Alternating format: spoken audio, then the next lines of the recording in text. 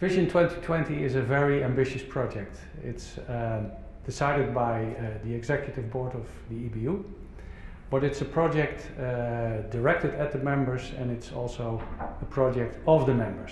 It deals with the question, if public service media are under a lot of pressure, if the media environment is changing, if audience behavior is changing, how shall we react? How shall we stay indispensable? It goes from subjects like what content do we need in the future, till what kind of governance would we like, how shall we be funded, how shall we interact with the audience. So it's an enormous territory, and I think we have to select some of the main questions in order to have a really worthwhile project.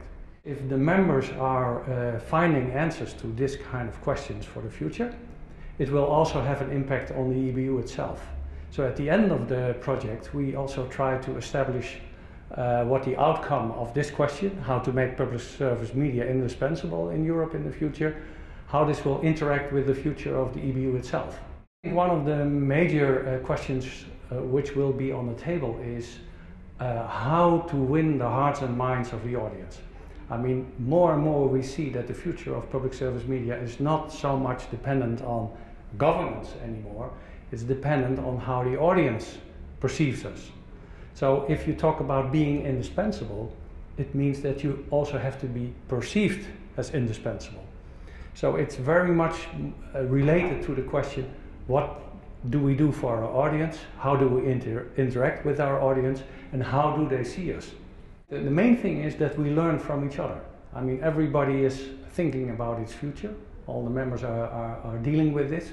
They have to make plans for their next 5-year remit, for example. We will try to have as many members active in this project. So that means that we will ask members to deliver people or give us their people to be active in so-called expert groups. We will have 3, one on content and audiences, one on technology and distribution, and one on governance, funding and remit.